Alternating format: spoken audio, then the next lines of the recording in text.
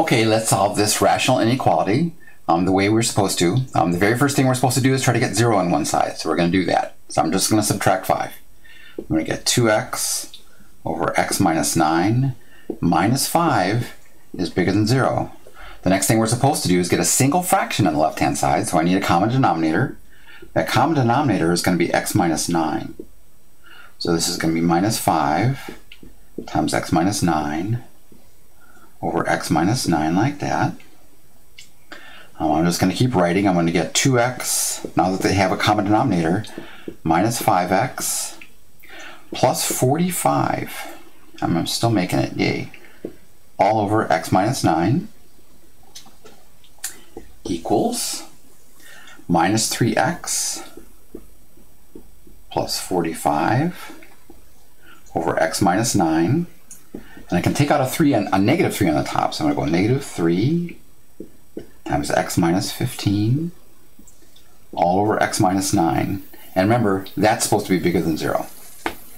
So that's the inequality I want to solve. And we can now do this with our sign chart without breaking too much of a sweat, which is good. So let's just go up to here. So I'm going to go minus 3 times x minus 15 over x minus 9 is bigger than 0, and that's what we want to solve. Top is already factored, bottom is already factored, so I just set the top and bottom equal to 0. So I'm going to get equals 0, and then equals 0. And the 2x values, they have to go on our number line, are x equals 15, and x equals 9. So now we do what we always do. We draw a number line. Those are the x values. The two numbers that go on the number line are 9 and 15. Remember, we're going to be plugging back into minus 3 times x minus 15 all over x minus 9. We now plug those numbers in. When I plug in 9, I get undefined.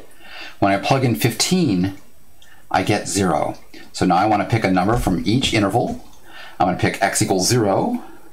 I think that's almost always the easiest one to think about. Let's see here, when I put a 0 on top, I get negative times negative, and then I get negative again on bottom, so that's going to be negative.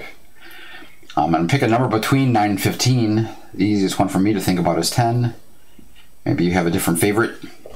Now if I put a 10 right here, it's still negative, so I get negative times negative on the top, but 10 minus 9 is now positive. So it's going to be positive on top, positive on bottom, I get positive. I pick a number bigger than 15, I'm thinking x equals 20. I probably should pick something further away, but there it is. When I put a 20 right there, I get 5, so that's positive. So the top is negative times positive, that's negative. 20 minus 9 is 11, which is positive. So it's negative on top, positive on bottom, that's negative. Now, what are we looking for? We are looking for all of the x values where the function values are positive, and that we can just read them off now here. So I usually write this as a conclusion. I like to put it in the middle of the work. You can put it after if you like. Doesn't matter. I think putting it before would be a little weird.